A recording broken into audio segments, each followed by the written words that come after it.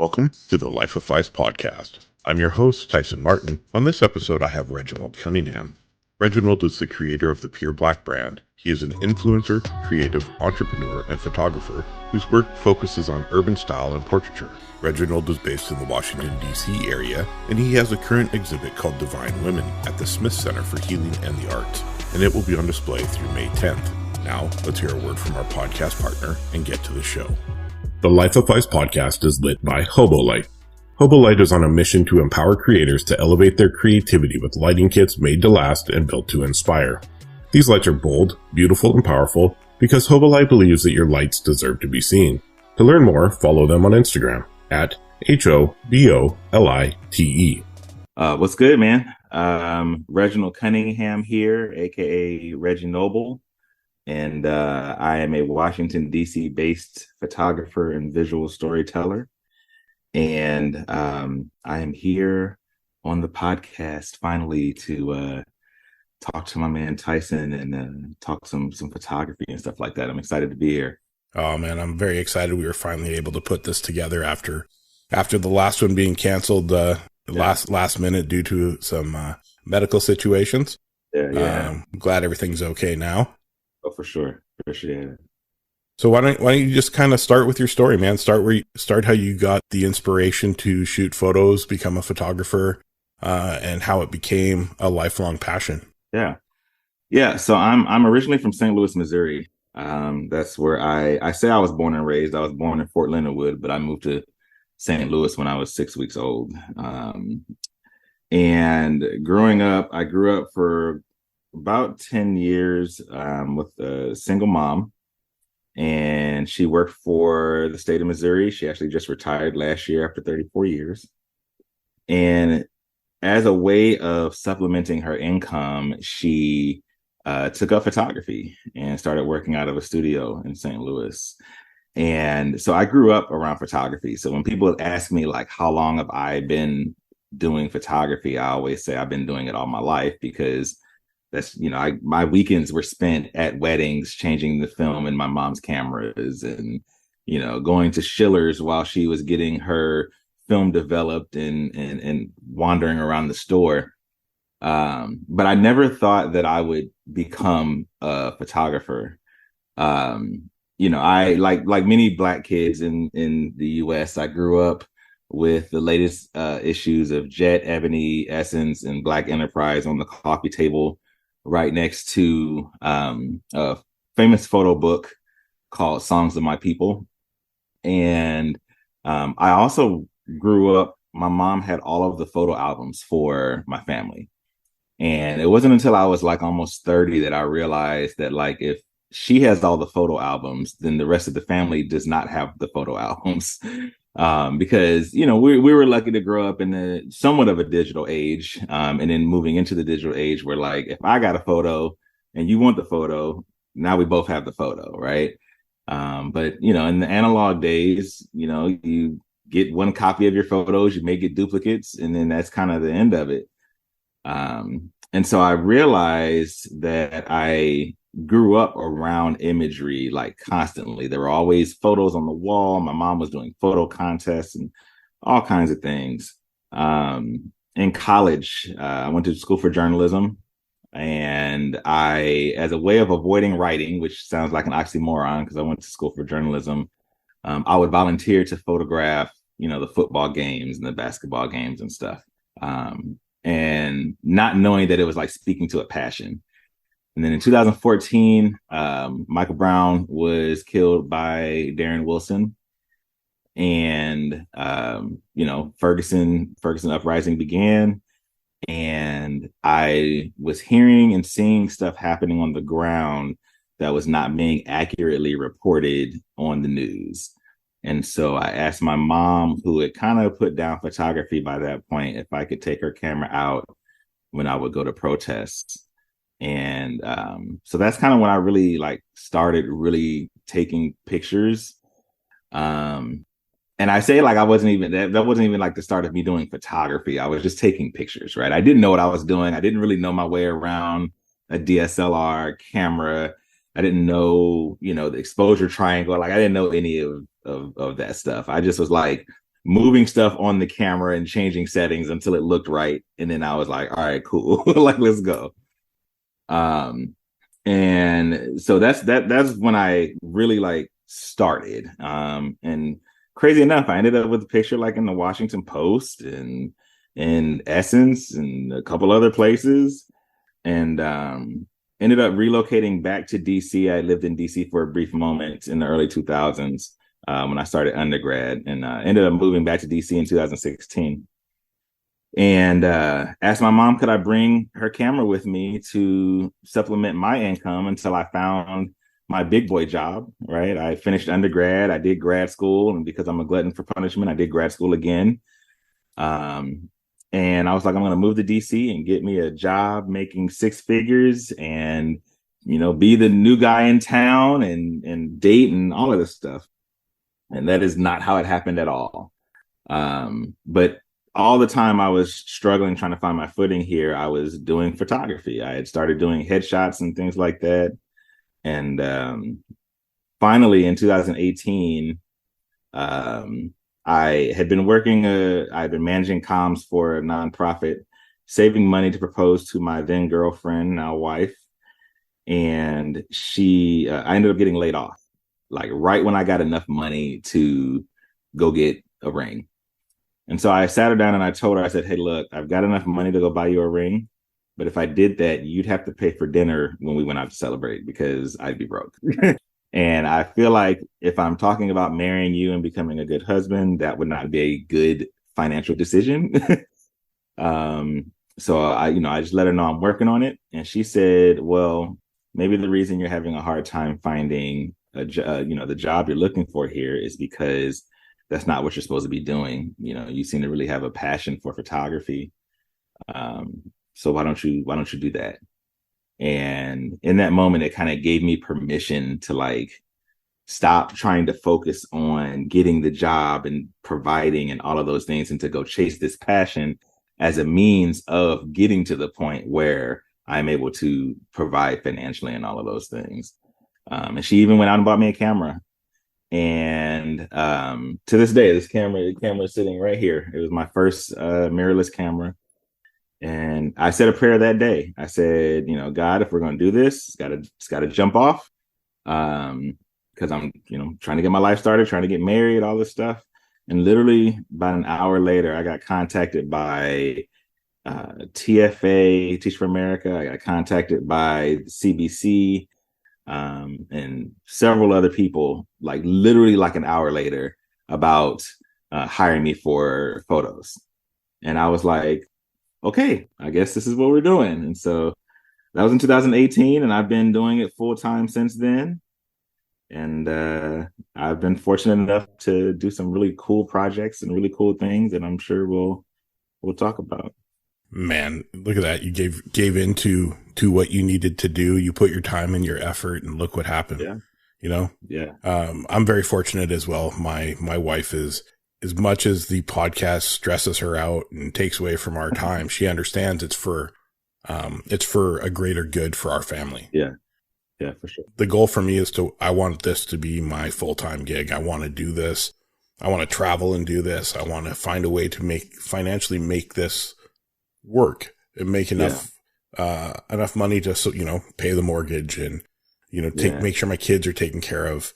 Sure. And that part's scary for me, that jump off, right? Releasing the first episode of this podcast was scary because, the internet isn't the greatest place in the world. Yeah. That submit button is really intimidating.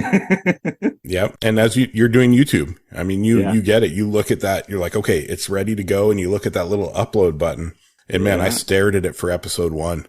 I just, a full day stared at it. And I said, no, Al deserves a better platform. He deserves someone who's good at this. Any excuse I could think. And what happens with me is I tell myself I'm the worst. And I get so frustrated that I've done that I turn around and I just walk up and hit it. Yeah. So that's what happened. It took 7 hours, walked up, hit it. And then for the next 4 hours, I stressed that I hit the button. Yeah. and now I pre-schedule releases now. So, it's interesting how you can progress so quickly. Yeah. Imposter syndrome, man. It is it's a mother, man. Like it will keep you from doing the things that you were placed on this earth and ordained to do. It's a whole liar.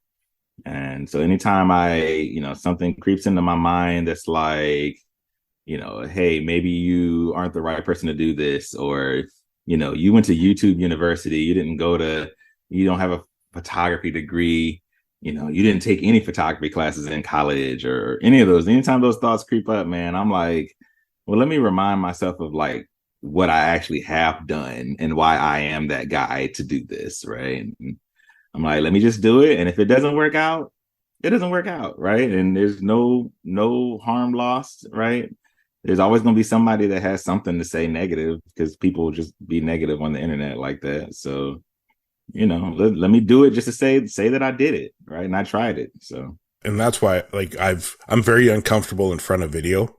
It's like, I have that, what do I do with my hands? I'm a hand talker, which, so you'll see this a lot as I'm talking. Sure. It's me trying to describe things in visual. Yeah. Like I'm trying to make it out of air Play-Doh is what I'm doing. Yeah, exactly. So I'm releasing unedited clips that I've recorded. Yeah. Just to get myself, whether I mess up in it or not, I'm just putting them out on YouTube or on Reels. Just, all right, this is me. This is how you're going to see the progression that I'm doing, because I'm learning. And man, so far it's been so positive. It's super, super grateful that I'm not dealing with a lot of negativity right now. And I'm sure in time it will come. I'm sure there's people that don't think I deserve to have a partner like Hobolite because I'm new. But I can tell people one thing: there's nobody on this planet that can outwork me. Hey, as long as you always have that truth, man, like you'll be fine. As long as you know that, like, if we both running for the ball, I'm gonna get there first, right? Yep. Like, then you ain't got nothing to worry about, man.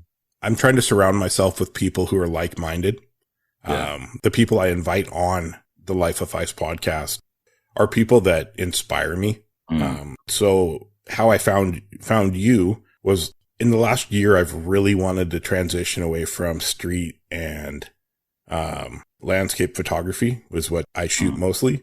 And I really want to get into portraits. I want to capture the indigenous communities that are around Canada and the US. Yeah. And bring light to them. I don't know if you follow Cody Hammer. He is an indigenous photographer from Oklahoma. Absolutely stunning portrait work. So I just typed in portraits on the search bar.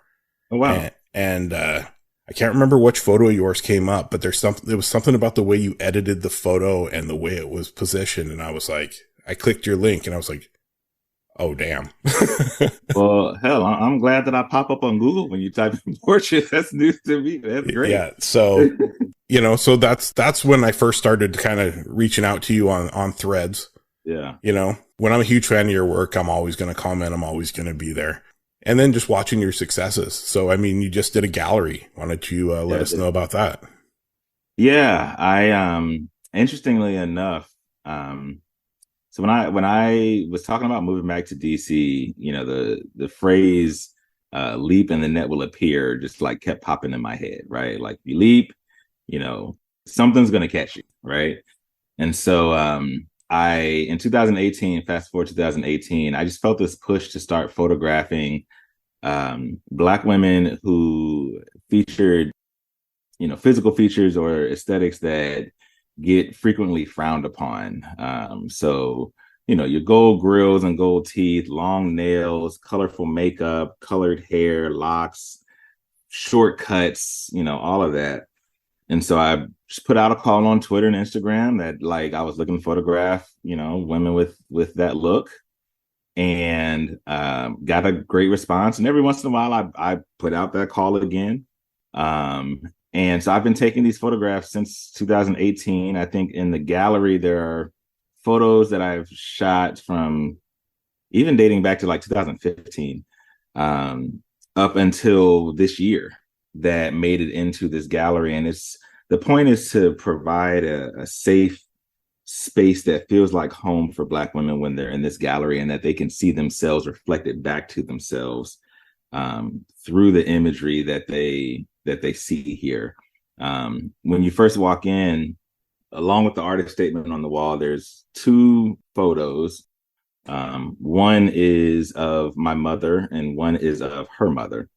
And so the photo of my mother, coincidentally, she hates this photo, but it's one of my favorite pictures of her. So I put it in there. And so my mom, back in 1996, maybe, cut all her hair off and started wearing her hair short. And back then, you didn't, that was before like the natural hair movement, like with Black women, like you didn't see Black women really doing that. And in the Black community, it was always assumed that like if you saw a Black woman cut all her hair off, then like she was making a huge life change.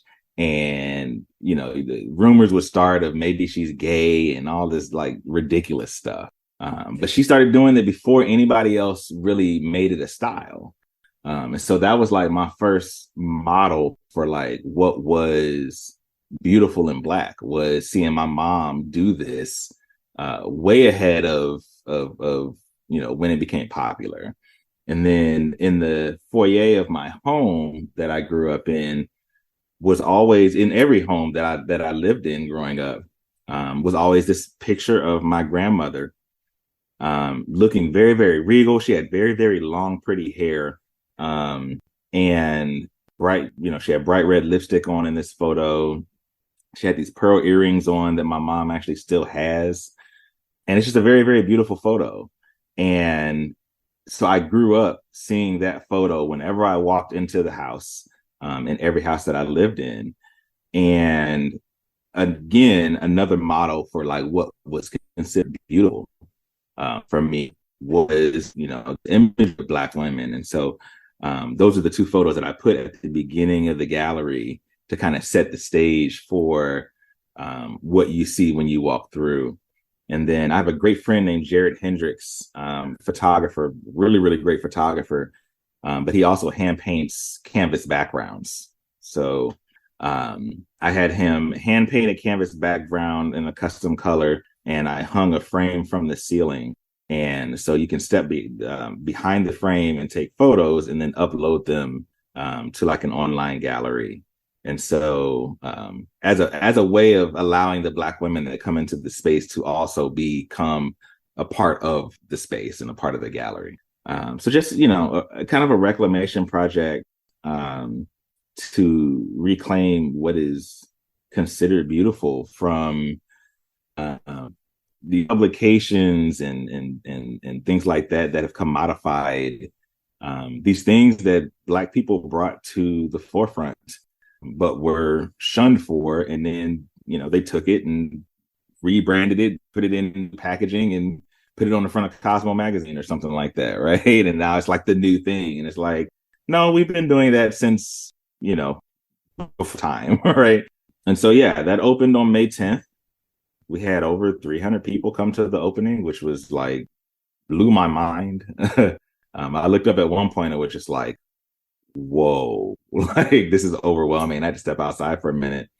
We also, a couple of weeks ago, had, I did pop-up portraits for Black women. I priced them really low to make them accessible for even college age students, since the gallery is walking distance to Howard University. And I think we had about 60 women come through and get professional headshots done, so that they have those in, you know, in their applications or for LinkedIn or for, you know, whatever they used to use it for. And it's coming down May 10th. It comes down. It opened on International Women's Day. And which it was supposed to open a couple weeks before that, but there's a leak at the gallery. And long story short, we postponed it. And it worked out because it opened on International Women's Day, which was really great. It'll be up until about May 11th or so. We have a pop-up gallery, or a pop-up kind of like open markets where vendors are going to be selling things and things like that on May 11th. So yeah, if you're in DC, you know, come through. Joan Hisoka Healing Arts Gallery on U Street. I'm blessed that this is my third solo gallery, I believe. Let me see. Yeah, I think my third solo gallery that I've had. And yeah, it's pretty amazing, man. It's just a total blessing how the whole thing even came together. So what an incredible way to show strength and unity, and what yeah, the importance of the history of Black people. for sure. It's, and having that interactive space. I love Yeah. that. I love the fact that you gave them the opportunity to become part of that gallery. Yeah, it was literally like a last minute thing. Initially the background was going to be up and there was going to be a projector, and it was going to project those photos that people would take and submit onto the wall. But there's an issue where they couldn't get the projector working right or something. So literally like the day before, I was like, well, what if we hang a frame from the ceiling? And they were like, if you can get it here. And so I went on Facebook Marketplace, because no store had frames that would be big enough. I wanted like a gold, like ornate, old style frame. Found one. This guy was selling for like $15.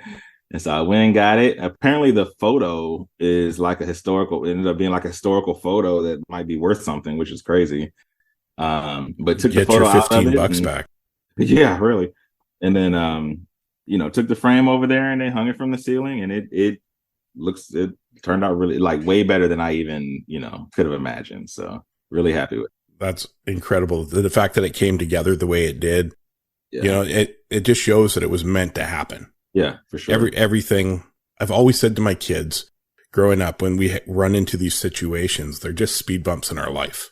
Yeah. It's how we deal with the speed bump or the pothole that's in front of us, what dictates the direction our life is going to go. For sure. And it took me until my 40s to start believing that myself. I was great at telling my kids to be, oh, it's just a speed bump, no big deal. But I was horrible at accepting the fact that I had all these speed bumps and hurdles in front of me. Yeah. So that's when I hear stories like yours, where you're creating these galleries and these important spaces to help push the community forward, to show people the history of the community. That is such an important step that's a lot of people skip. So I commend you for that. I appreciate it. Man, I really appreciate that you did that gallery to show, like, no, man, this is the history.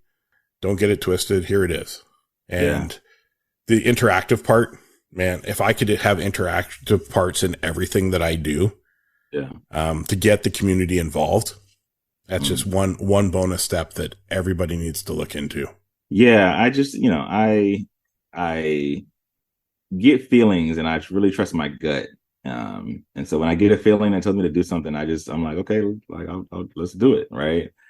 And my wife has learned, and my friends have learned, that like if I call you or whatever and I say, hey, you need, do this or don't do that, or hey, this person might not be, for you or whatever. Like they've gotten to the point where they really they trust my intuition. And so it has never steered me wrong. And I'm a firm believer that anywhere you are is exactly where you're supposed to be. And I go with that, man. Like anything that happens, like good, bad, indifferent, whatever happens to me is part of my story. And it may not feel like it in the moment, but in the end, I'm going to be better for it. Right. Because that'll be a lesson that I have with me. So yeah, I just go with my gut, man. That's really, what I can tell you.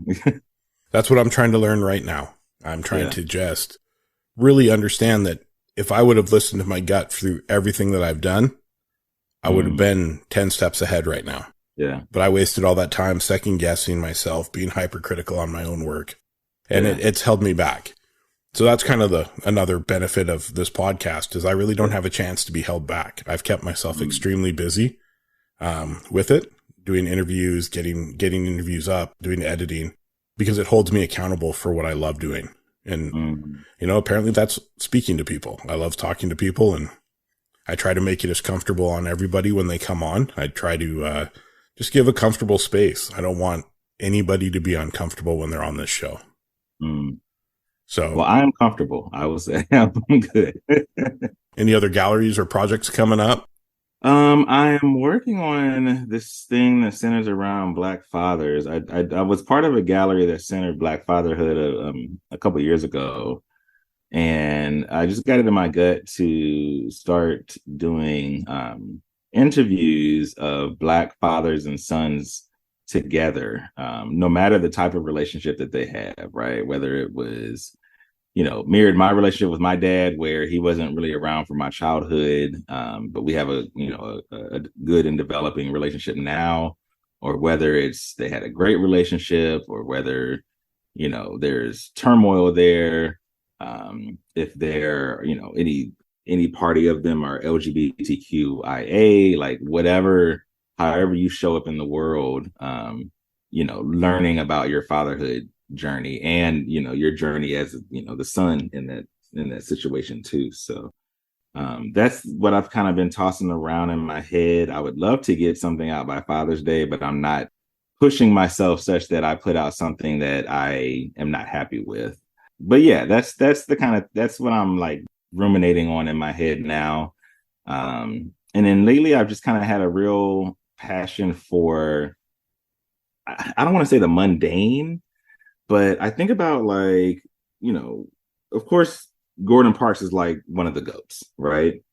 And a lot of his famous photos were from when Life magazine sent him down south to chronicle Black life in the South. And so we see the photos of the folks lined up at the ice cream shop, and we see, the mother and daughter standing outside of the store underneath the whites only sign and things like that. And when I really thought about it, these were all normal moments, right? Like they weren't pictures of Martin Luther King walking across the Edmund Pettus Bridge in this big moment, right? Like it was, this mom went to the store with her daughter to go buy something, and he happened to be there and created a photo that ended up being a big deal. And so I've been really trying to put a focus on taking pictures of like those types of moments, right? And I think it really started for me when COVID started, because I one day was sitting there and I had the realization that like I don't know when I'm going to get to see my friends and family again, right? We were in lockdown, and I think we had done one like COVID safe meeting with some friends, and I was just looking around and I'm like, man, like I haven't seen them in months, and I actually don't know, like we can't just be like, oh yeah, like come through next week, right? And so that is when I literally started taking a camera everywhere with me, like not leaving the house without a camera and creating photos of all of those moments. I thought back to those photo albums that I grew up looking at and realizing that like the photos in those photo albums weren't like all family reunion photos and big moments. It was, we were sitting in the living room watching TV, laughing and talking, and someone pulled out a camera and took a picture, right? So I guess I've been trying to figure out like what that means for me, and like what that means for where I'm at in my journey as a photographer right now, and what I should be doing, how I can monetize that so that I am still, taking care of, helping to take care of this household as well. That sounds like an incredible project with the father and son, because it could be anywhere in between, right? Oh, for sure. You could have father and son that have that great relationship. They're in the yard playing catch, playing ball. You could have the relationship where they hate each other. Yeah. They hold on to that animosity that has happened because they weren't there as a child. Yeah. Is that going to be a YouTube thing? Yeah, it'll probably be YouTube that I put it up on. I feel like no matter what the relationship is, like someone's going to resonate with it, so yeah, it'll be a YouTube thing whenever it's done, and we'll throw it up on the channel and see what happens. It's always, so much of my career has just been like doing what I feel pushed to do, and then something magical comes out of it, and I'm like, all right, well, let's go. So, we'll see what happens with it.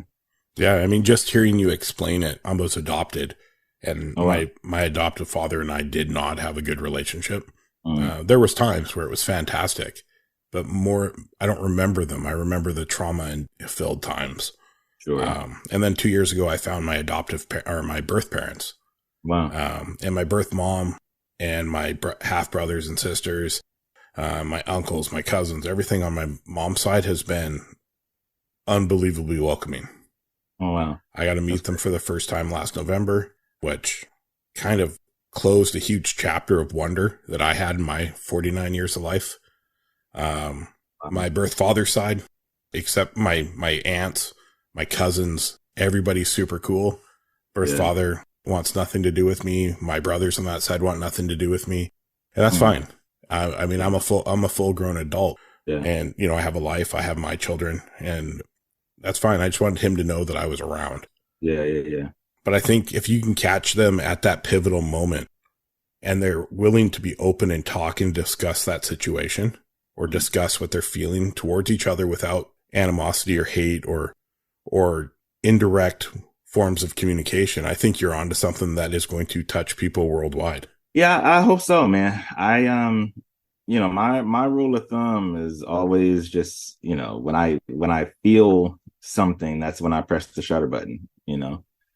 I used to get asked all the time, like, what makes a good photo, or, you know, if you know, when I was teaching at Apple as a creative, folks would ask me all the time, like, is this a good photo? Is this a good photo?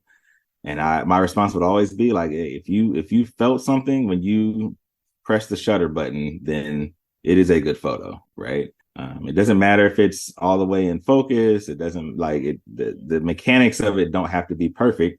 If you felt something, then someone else is going to look at it and feel something too. So that's kind of the rule that I go by with it, and it's not failed me yet. So we'll keep it going. Amazing. I noticed on your Instagram feed, you have a great photo of the one and only Common. Yes. Yeah. He's a friend of ours. I've been fortunate enough to be around him several times over the years. And his guy that was his photographer and videographer for a long time, Levon, is a friend of mine. And yeah, we were at the vice president's house she had a 50th anniversary of hip hop celebration at the VP residence. And he happened to be there. He was standing in front of us, and we were, you know, just catching up and talking. And I had my camera with me and picked it up and snapped a photo, and we just kept talking. Oh, that must have been a great experience. Yeah. You know, I've just had, I don't know if you heard the Josh Katz episode. No, not yet. Okay. He met Killer Mike in a hot dog shop in LA. Oh, wow. And his wife's a huge fan. And he's like, that is Killer Mike. So he walked over and said, hey, are you Killer Mike? And he's like, yeah, what's up? He's like, oh, my wife cowering or hiding on the other side of the bar. She's your biggest fan. And he goes, oh, wow, man, bring her over. So he brought her over. Then Josh just said, hey, I'm a photographer. Would there ever be a possibility I could just grab a portrait sometime? He's like, yeah, here's my number. Take it down. Let's connect. Oh, wow. And he got, you know, he had that less than an hour, but he got the shot. Yeah. Oh, wow. That's how it goes sometime, man. Like I've been around, I have a picture of J. Cole. We were at an event for MLK Day, and I was doing like BTS photos. They had like a portrait activation there that another photographer was doing, but I was doing like just like green room and BTS photos, and they didn't want to bring J. Cole. It was J. Cole and Marshawn Lynch, coincidentally, were in this hallway, and they didn't want to bring them up to the green room because they just didn't want to expose them to the masses of people that were in the green room.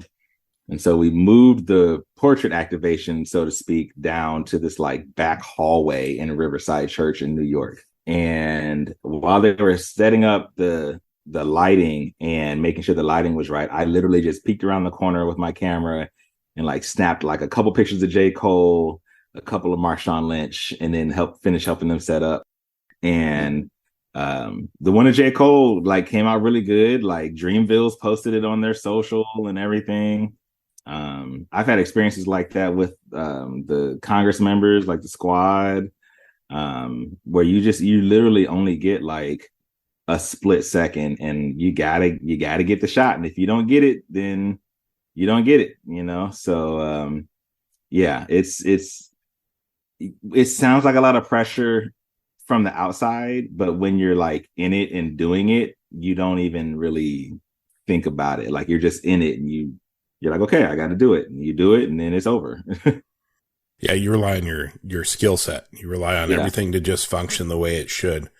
Yeah, you kind of go into like auto drive, and you just kind of make it happen. Yeah, and that's where those hours and hours and hours of practice come in. For sure. You know, I've had moments where I see something and it's somebody in, you know, of some importance, and I'm like, oh, I'm going to get it. And then you have that moment where you're like, yeah, I have no idea what I'm doing. Even though you have full confidence in what you do. Yeah. So yeah, those moments, getting to capture those moments the way you captured it, just quick.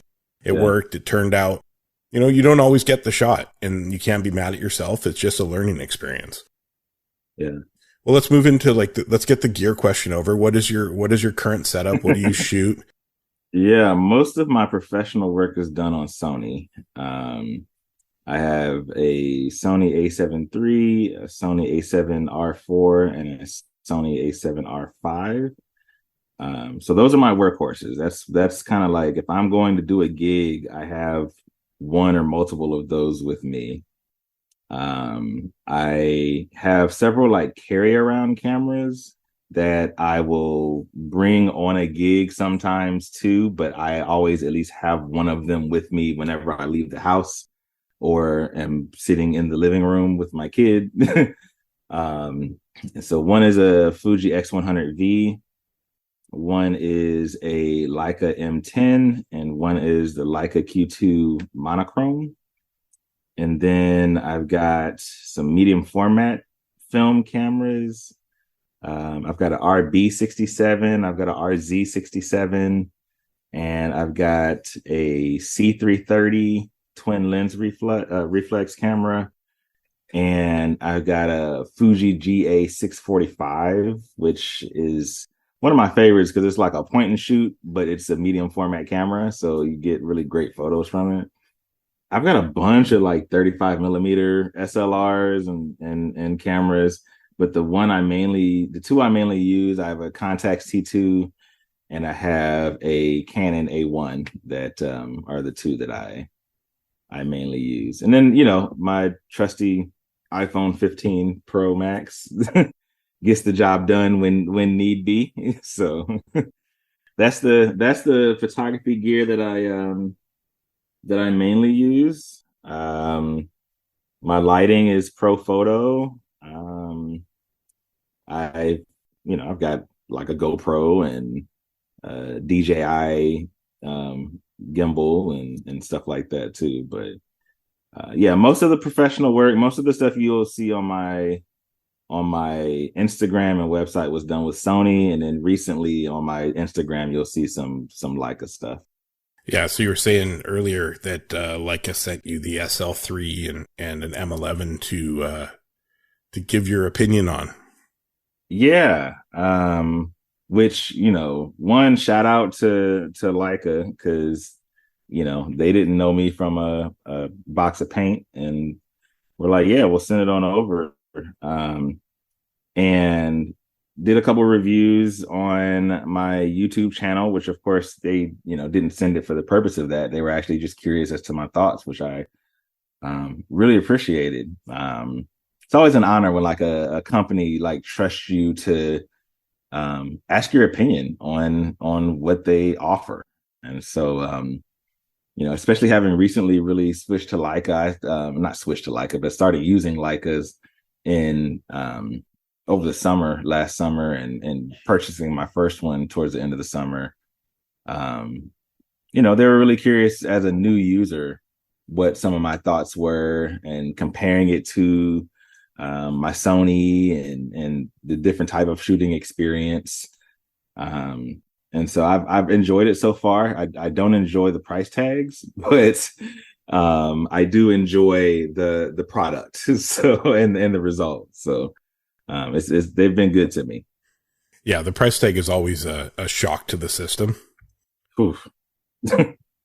But like we were talking earlier as well, you take one photo and you look at the file, and you feel it, you know. Yeah. And if you don't feel it when you take a photo from a Leica, then that just means Leica is probably not for you. Not for you. Exactly. You know? And that's okay. There's no no brand that's really better than another. If you love Nikon or you love Canon, Olympus, Lumix, whatever, Fujifilm, which I shoot, which you shoot, then shoot that brand. But just, you don't need to fight about it. We don't need to say because you have a red dot that we should be negative towards you because you have a camera that 90% of the people are jealous of. Yeah. Well, and it's funny because, I'll have my Fuji with me and I'll get so many people that walk up like, oh my God, is that a Leica? Oh, I thought it was a Leica. But then, you say you shoot Leica and then people are like, oh, you think you're better than everybody. And I'm like, it's got to be one or the other, right? Like you can't win if you don't have one. You can't win if you do have one. Yeah. When I post something that's like a, product of Leica, you'll undoubtedly get like the haters and things like that. And people who think they know how much money you have based on what you have. And I'm like, well, actually, I bought mine used and I got it at a really good price because there was a small defect that actually doesn't affect the way that I shoot. And I don't have any Leica lenses. Most of my lenses are both of my lenses for my Leicas are Voigtlander. So, I haven't ponied up for that, right? I don't have the newest Leica camera, right? I have an M10 that came out 7 years ago.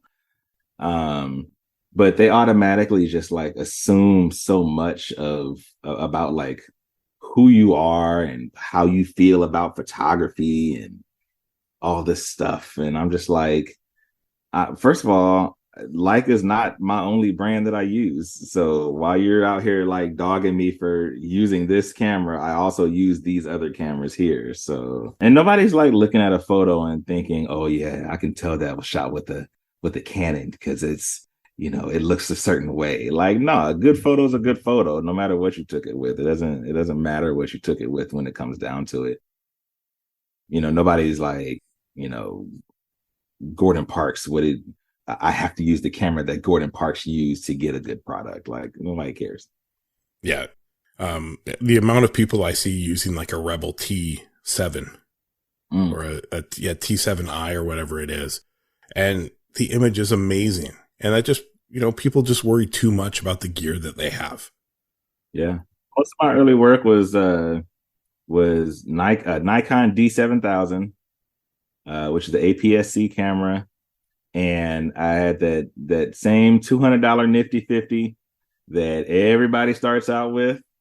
And then when I switched to Sony, I went and got the Sony version of that same Nifty 50.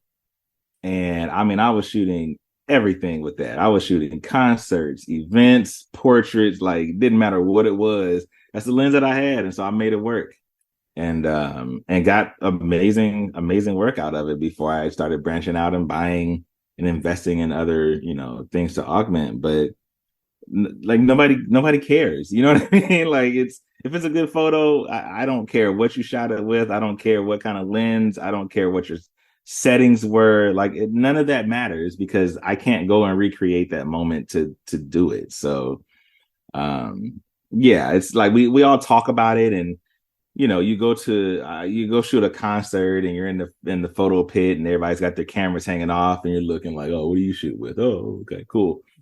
But like in the grand scheme of things, nobody cares. And like we actually don't care as photographers. We really don't. I think sometimes people just look for something to complain about. Yeah, exactly. I've done so much of my work on super wide lenses and I've just cropped in. Yeah. Right. I'm far enough back that they don't distort, but I just crop in. Yeah. And that's what I have. Like right now, like I just got moved from the GFX system because I wanted a hybrid. So I went to the XT5 with a 16 mil 1.4, which is like a 24 millimeter equivalent. Yeah. And that's what I have right now. That's my camera. Yeah. Oh, and then. Yeah. One of my Leica lenses is a 28. And that's just a little wider than I'm used to for prime lenses. And so I've been really trying to like push myself to use it and get like used to it, especially in street. And I have to fight myself from cheating and like cropping in. Right. I'm like, no, let me get the composure of the photo right in the camera instead of like just shooting something and figuring, oh, I'll just crop it in later. So yeah. I want to add one portrait lens and the tried and true 35 mil 1.4, one of their oldest lenses, but that lens is magic. And that will be, honestly, that's probably going to be the kit. Yeah. I don't feel like I need more than that. I love the medium format, but I had a 50R and it was very one dimensional. It was very much just for photos. Yeah. And now having a camera that actually autofocuses is weird. Yeah, they sent me the 100S or 100S2 or whichever 102, yeah. When it first came out to test, and I was blown away. That was actually the first medium format camera period I had ever used, film or digital. And the file sizes, like, one raw file was like 200 megabytes and a JPEG was like 80 megabytes. Like, I'm like, whoa, but the dynamic range was crazy. If I could go back and do it over again when I switched from Nikon, and if I knew what I knew now, I would have switched to Fuji instead of Sony. Yeah. Because they have some really, really great cameras. They're really the only JPEGs that I trust straight out of camera. To send to people or do things with. But like we've been saying, everybody has what works for you, and you can have your great reasons for shooting some system. You can have your not so great reasons for not shooting something. Like, my reason for not shooting Canon is actually really kind of petty. But it's I don't like how the shutter sounds. It sounds like plasticky to me, and it just sounds weird. And so that's why I never ever considered switching to Canon when I was switching systems, because I was just like, I don't want to hear that every time I'm pressing the shutter button. But that's not to say that Canon doesn't. They put out great cameras, obviously, right? Like, and their cameras do amazing work. Most what you see on the sideline at athletic events is Canon, right? So yeah, I mean, everybody, you shoot what works for you and let that be what it is. Yeah, I'm looking forward to Fuji Canada has me on the list for the 102 to test. And I'm really actually looking forward to seeing the improvements from the 50 to the 100. Yeah. But yeah, the file size is crazy. I don't know what the shutter sounds like on that one, but when I first got my 50R, I thought it was broken because it would go click. Yeah. Yeah. And it would be, oh, is that normal? And then to the point where I actually searched YouTube videos to make sure it was normal. Yeah. Because it was so different. I wasn't sure what the shutter was supposed to sound like, but when I heard it, I was like, that didn't sound like what I thought it would.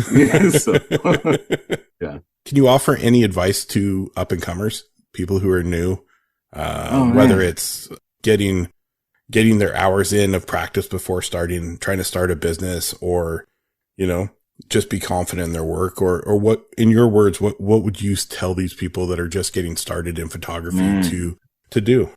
I would, a couple things. One, I would say, before you start making money, study up on the business side of, like, just managing a business and what that means, because you'll be going all year and everything will be going great and you're making money, and then tax season comes and you're like, oh man, I should have been putting away probably about 30% of all of these checks to pay my taxes. And you get that tax bill and you're like, whoa, so that's the first thing I would say, is study up on the business side so that you can go into it knowing what you're doing and not playing catch up. I would say the next thing I would say is kind of oxymoronic, because I would say shoot a lot, right? Like, do your personal projects and all kinds of things, like take a lot of photos. And then when you've done that, take some more photos, but also put the camera down sometimes and just like live. One of the things, coincidentally, my aunt was also used to be a photographer. And when I first started taking pictures, my mom would send my aunt some of my photos. And one of the things my aunt said was that, once he lives a little bit more, his photography will get better. And that was the truth, right? Like, since that time, I've gone through a hell of a lot. Because my outlook on life changed, the way that I photograph life changed. And the things that I care about and the things that I care to create photos of just evolved. And so sometimes you got to put down the camera and just like go live life a little bit, and that'll evolve your outlook a certain way and how you choose to photograph things. And then I think lastly, it would be like don't be afraid to try different types of photography and like advertise that you do those things. There's all this pressure to like say, like label yourself. It's something that like we as humans just like do in general, right? And so especially as photographers, they'll, usually when you tell somebody you're a photographer, the next question they ask you is, oh, what kind of photography do you do? And there's this pressure to like limit what you respond with. I do portraiture, or I do music, or I do landscape, or whatever. And I just tell people I do everything but weddings, because there's so many types of photography that like I haven't tried, and I don't know if I would enjoy it, right? So I don't want to say no. If that's what you want to hire me to come in and do, I'll be forefront with you and say I've never done anything like this before, but like let's see what we can create. And then in hindsight, I'll look at it and ask myself, how did that feel? And did I enjoy it? And if I did, great. And if I didn't, then I add that to the things that I don't want to take pictures of. So, I don't do interior design photography, right? Like I don't really do that. I haven't done landscape photography. It doesn't mean that I don't enjoy taking pictures of landscapes. I do, right? But I don't do like infant photography, and where you got them all like wrapped up and it looks all like they're in heaven kind of, and they're asleep. And I don't do that. I don't actually enjoy taking pictures of young babies and children like that. So I try to steer away from that, but I didn't know that until I actually went and tried it. And so that's what I would say is like, don't limit yourself even as much as other folks will try and limit you. You have to kind of break outside of that box and let people know, like, no, I do this and this because I contain multitudes, right? Like I can do multiple things well. I'm that kind of creative. So that's kind of where I would start, probably. Yeah, I agree. Limiting yourself by the genre you say you shoot is probably the most restrictive way to grow as a photographer. Yeah. I mean, I shoot, I always say landscape, street, but I've done my time doing wildlife. It was, when I got a good photo, it was great. The waiting around for a good photo just didn't work for me. Yeah. I can't sit still long enough. I have this thing in my head about portraiture, and it's something I want to learn so badly. And I know in my head I'll be great at it, because if I believe in myself, it's going to happen. Yeah. It's just getting myself past that little hump to jump in both feet and go for it. Yeah. But limiting yourself, never going to be the proper way to establish anything. You're a photographer. The same skills apply no matter what we shoot. Yeah. The same rules apply. The same camera techniques and stuff all apply. Yeah. Well, and you bring all of your experiences to it, right? Like, my background is in journalism, so I've always had an interest in stories and storytelling. And so when I sit down for like a portrait session, I don't just pose people and take pictures. Like we sit and talk. I've had people. One of the women that I sat down with for the pop-up portrait session that I mentioned that I did a couple of weeks ago, at one point I put my camera down and she was like literally breaking down in tears and, discussing some of the things that she had been through. I've had people just describe my portrait sessions, afterwards, like say it felt like therapy, right? Like, because let's talk and get to know each other. Right. I feel like once I know you, I can better recreate your essence in a photograph. Right. I can create photos of you in ways that actually present who you are and not just what I saw in a split instant. I will do a lot of watching of people when I'm photographing them to see like the movements that they naturally do. because if I can photograph that, then when you look at the photo, you feel like you're looking at yourself, as opposed to if I pose you in a way that you wouldn't actually normally do that, then you're going to feel this disconnect from from the picture that you're looking at, right? So like, yeah, the more you are around a person, the more you know a person, the way you photograph them changes. Perfect example. And I talked about this. I did a Today at Apple session at one of the Apple stores here. And one of the things I talked about is as you get to know people, you will photograph them differently. And so I had people partner up with someone they didn't know, take a photograph, and then I had them pause and take like 15 minutes to ask them questions and then take another photograph. And when I was prepping them for that, I showed a picture of my wife before we were dating, when we were just friends. And then I showed a picture of my wife some months later, right when we had started dating. And then I showed a picture of my wife a few years after that, once we were married. And the progression in how she was photographed in those three photos is very apparent. It's very apparent that I know her in a certain way to be able to bring out something that I was able to photograph. Even when we first started dating, and our first date, we went on a photo shoot. She like just got this new hairstyle, and I was like, cool, let me take some pictures and this and the other. And she showed someone who knew her really well, and the first words out of that person's mouth were, "Who took these? Because whoever took these really loves you." And she like saw that from that photograph, right? And so yeah, I'm a firm believer is like the better you know somebody, the better you understand someone or their motivations, the better you are at photographing them. It's one of the reasons why I as you mentioned, we were talking earlier, I am so easily ready to go at photographers who present Black people in bad ways, in my opinion, on national publications, because I think you have to really love a people and respect the people in order to photograph them adequately.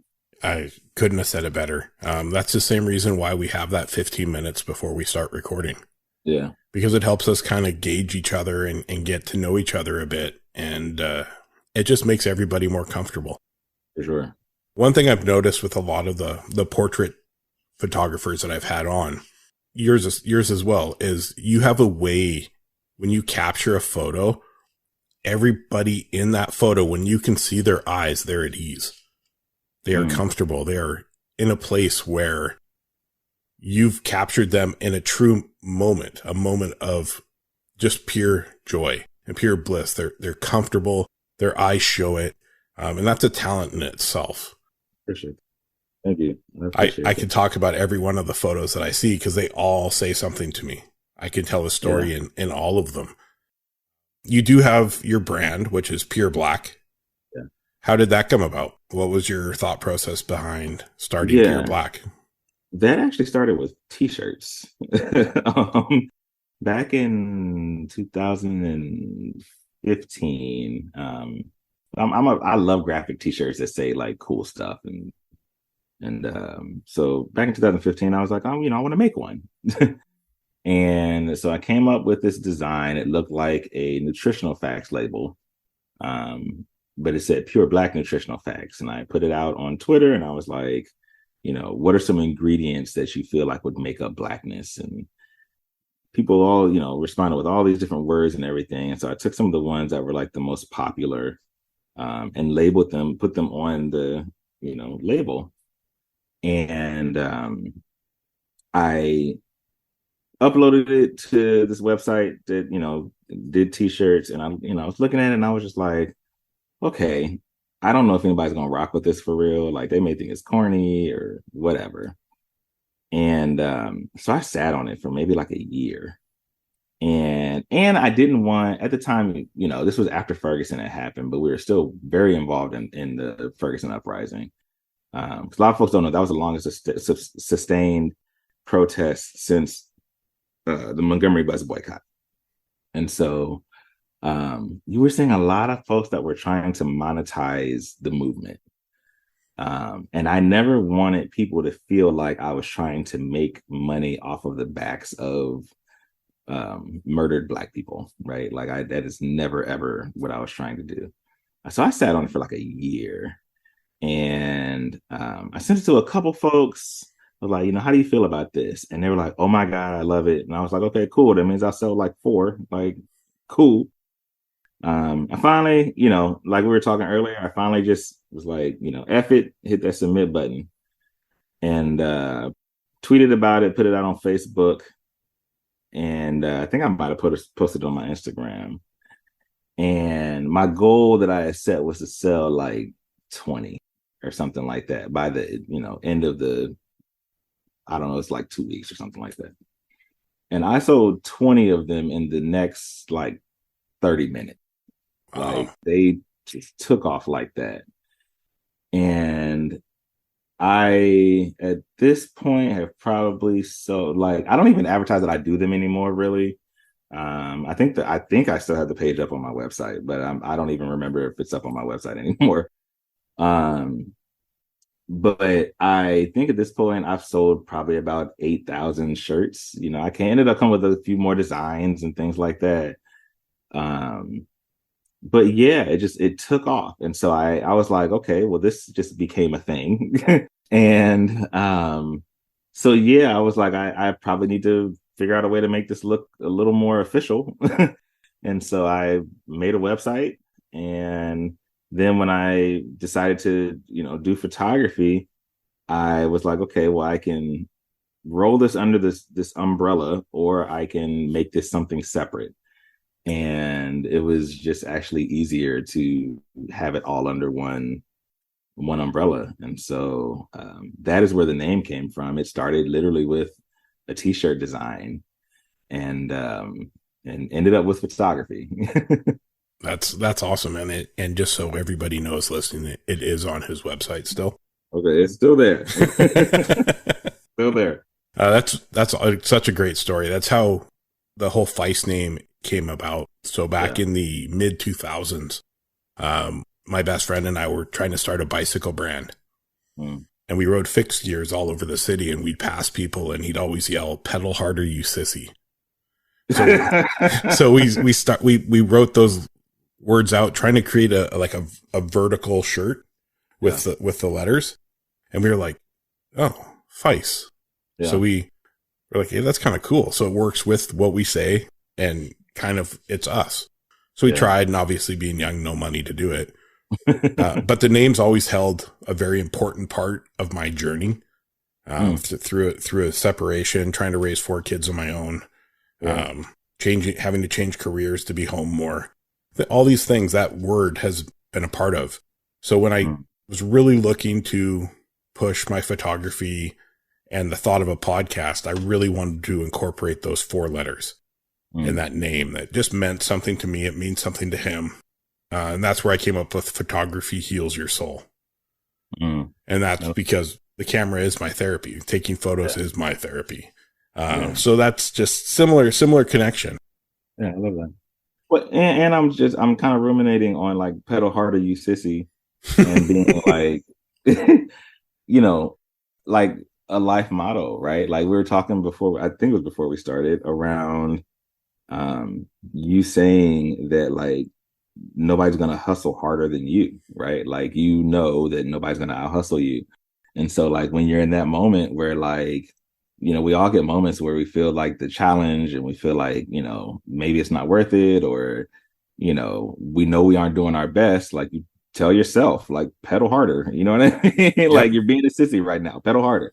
And that original logo design we have may come out of the woodwork on a shirt. Yeah. Because we had a graphic designer design us a shirt that fit that logo. Yeah. So it may come out. My friend's looking for the original artwork right now. Word. Yeah. So just something to continue it on, right? There's always a bigger picture and a bigger meaning behind all of it, man. Exactly.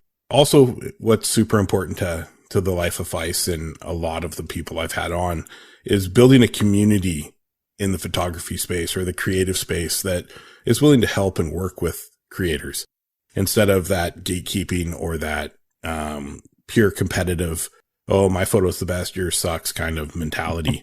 What's Yeah. your thought on that? Yeah, I mean, you know, I love community over competition, man. You know, one of the things we said back when we first started protesting in Ferguson, little group of friends, we're, you know, extra tight now, is low ego, high impact, man. Like that's what the work is about. You know, and of course we were talking about social justice work with that, but you know, you can extrapolate that to apply to whatever it is that you're doing, right? If you're doing the work for the right reason, then all the accolades and all the other stuff that, you know, we chase after, you won't have to chase after it. It'll be there, it'll come. For myself, you know, being a self-taught photographer, feeling this weight of imposter syndrome throughout my career, it silences you. It keeps you from asking for help because, you know, you may have a question that in your head, you're like, I don't know this because I'm not like these other photographers. And I don't want them to know that I'm not like them. So I'm just not going to ask for help. And it makes the road tougher, you know. While I have been able to do some pretty great things in the short time that I've been doing this full time, I no doubt have made my road harder than it had to be because of feeling like there was competition over community, right? And feeling like I didn't have people to go to learn and ask things. I'm kind of one of those, you know, firm believers that when you get photographers that say that there's the root of that is intimidation of learning artificial light, right? Because I used to say the same thing. Oh yeah, no, I'd much rather shoot, you know, during golden hour when the sun's going down, right? Like I've got all these photos. Half the ones in the gallery were shot on the side of a Safeway with this wall that's like this green color, and as the sun was setting during golden hour, and people will think they're all done in studio, and I'm like, no, there's literally like bird shit all over the wall and like cracks and all kind of stuff, and like through the magic of Photoshop I got rid of it all and you think it's in studio. But I did that and I was intimidated about learning Flash, and I didn't want to admit that because I felt like it would give other photographers a leg up on me, right? Or that it would be an opportunity that I would miss out on because that I didn't know that, right? Coincidentally, that ended up being a lesson for me of how timing works and how God is like this perfect architect. Because I had been contacted by the squad right before COVID started about doing a photo shoot for them, because most of the photos that get taken of them, they can't use because they don't own the rights to them. They're, you know, Getty photographers and Reuters and all of that. And so they wanted someone to come and take photos of them that they could use for Squad Victory Fund and all these other things.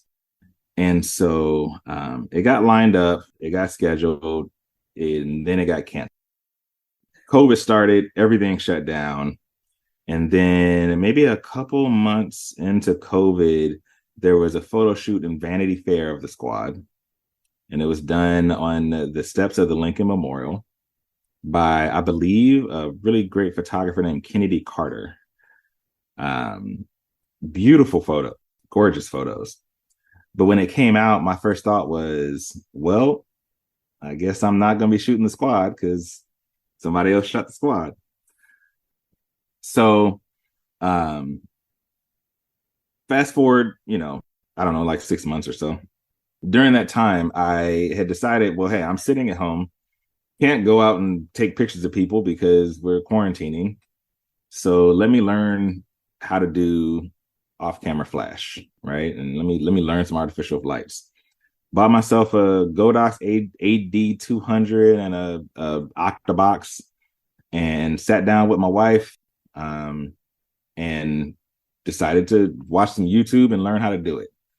Actually, two of the photos on your screen right now with the yellow background, were from some of those sessions. The one in the middle, I think, is film, but the one in the bottom right is from like one of the first sessions I ever shot practicing this lighting.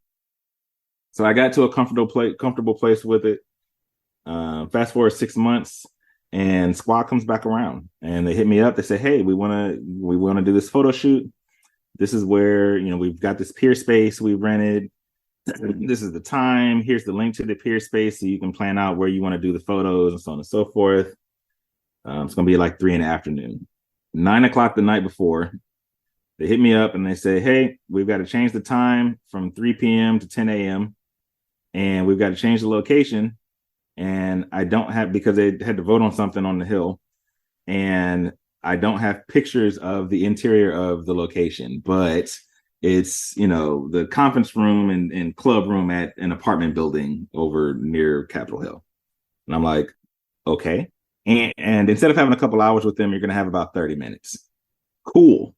So, oh, and we can only get you in the space 30 minutes before they arrive. Awesome. And so we go in, I go in the space, I set up my lights, I move some stuff around. I took maybe like 2 test photos. And because I had taken the time to learn artificial light in that time, I felt confident in that moment. Like we were talking earlier about, like, you get like a celebrity or somebody and you only got a few minutes with them. I only had, you know, less than 10 minutes with each of the 4 original members of the squad to take portraits of them. And they all came out very beautiful because I felt confident in that moment that I had overcome that imposter syndrome. I went and learned the thing that was scaring me. And it came back around to where it became beneficial, because if I hadn't taken the time to do that, if that had happened the first time they set up the shoot, when I didn't know how to do off-camera flash, I'd have been in trouble, you know? So it was a lesson for me in like God's timing, right? And like protecting you from things, and you don't know it in the moment, but like in hindsight, you look back and you're like, okay, you were actually keeping me from something that could have really messed me up. But also a lesson in, like, I guess, understanding myself a little more and what I was afraid of. What I hear, like I said, when other photographers say, "Oh, I'm a natural light photographer," I always kind of look at them kind of like, are you by choice or are you by you know, imposter syndrome or something like that? Yeah, I'm a natural light photographer.